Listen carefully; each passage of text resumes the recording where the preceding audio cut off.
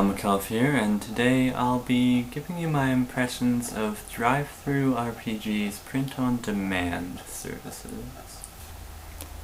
DriveThruRPG is an online retailer that allows publishers to easily distribute their products in both PDF and print-on-demand formats.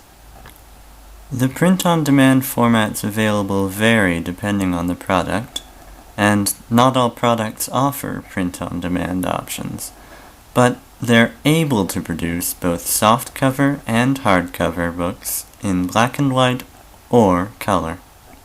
Since the site also sells PDFs, you can generally purchase your physical copy bundled with a digital file for a slightly higher price.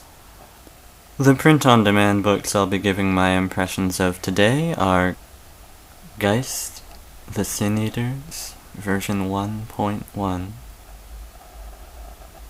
The Book of the Dead for the World of Darkness, Dark Reflections, Spectres for Wraith, the Oblivion, and the Shadow Player's Guide, also for Wraith.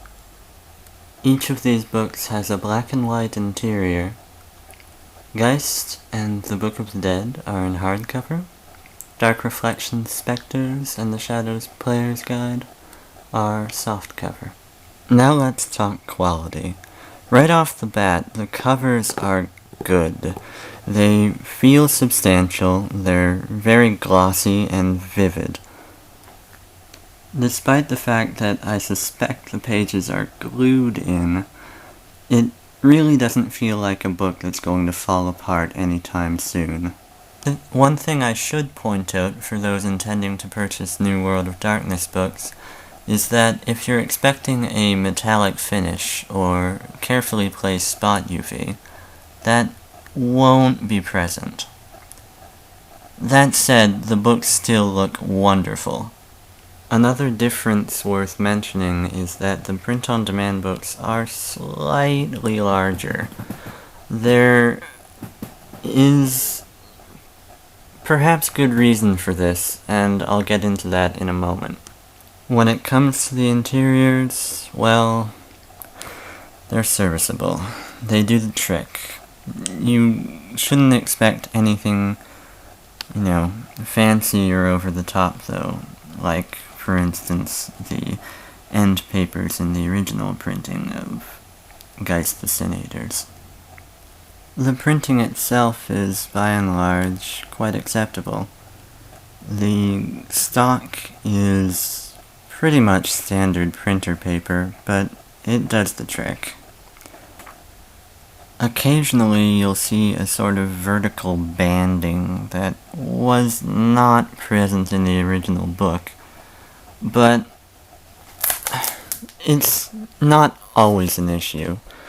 It's either not always visible, or simply not always there.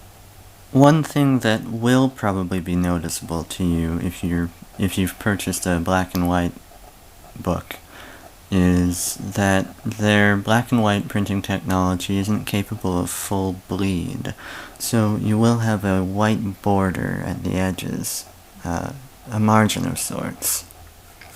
I'm given to understand that their full-color printing doesn't have this limitation, though.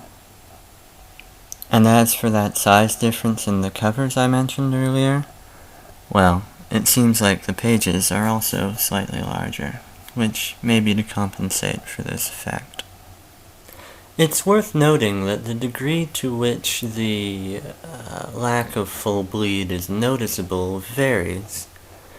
In a book where there's a tone laid down in the background, it's generally fairly noticeable. But in another similar book where there's none, it is, well, you would never know. I suppose you'd know once you reached a full-page illustration, but even then, it's by no means a deal-breaker. It should be kept in mind that these white borders are only present at the edges, so 2-page spreads are unlikely to come to any harm by them.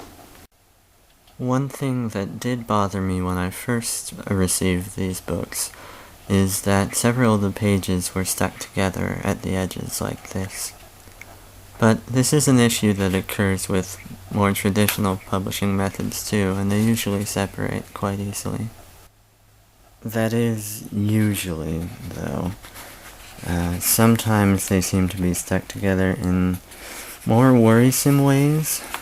This particular page seems to have stuck to another in an area where ink has been printed, and I'm worried that it will likely tear and remove ink. This seems as good a venue as any to see if my worries are unfounded, though. Well, it looks like there may be some adhesive or something in there, and I think my best option is to try this razor to get through it. Yeah, there's definitely adhesive, which is a little bit frustrating.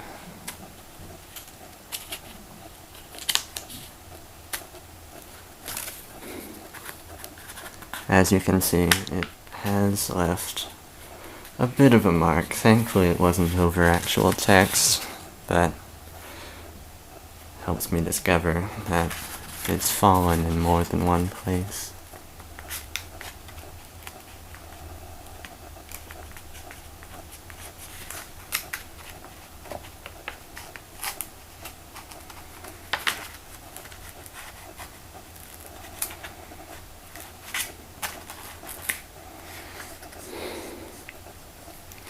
So, it's not completely tragic, but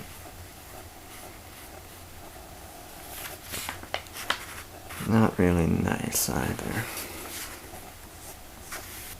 One of the best advantages to this publishing method is that it means that there's virtually no reason for a publisher not to put their entire back catalog up for availability again. They don't have any significant overhead costs with Print On Demand. And it means that purchasing a book like Dark Reflections Spectres, which would normally fetch around $60 on eBay, for the consumer now is possible for a fraction of that. This means that if someone has heard of a game, no matter how long out of print it is, they can access it and play it. And well, this is also possible with the used section of your local game store, and it's wonderful to be able to support them. It's not always possible to find what you want there. And having the option to order a facsimile online, well, I think it's a very good thing for us. It's also a very good thing for those companies, too. With Print On Demand, they can even replace the old advertisements with something that's recent and relevant. Which, on the surface, seems like a bit of a gimmick to me because, well, the purchaser is likely already online and can see the things in a web format. But it's interesting that they can do it. And it sort of opens your mind to the possibilities of PDF publishing and Print On Demand. Now, this isn't to say that the publisher necessarily does keep everything up to date. For instance, this book was definitely not printed in Canada, as you can see by the UK printer's mark over here, from Lightning Source. Now, I personally would have preferred them to be printed in Canada, because it would have saved me a bit of a nasty customs charge. But, again, not a big deal. Another note on that printer, though, I believe there's also a US source they use, so if you're buying from there or the UK, I imagine you're not dealing with any customs issues. Overall, I'm very satisfied with the books.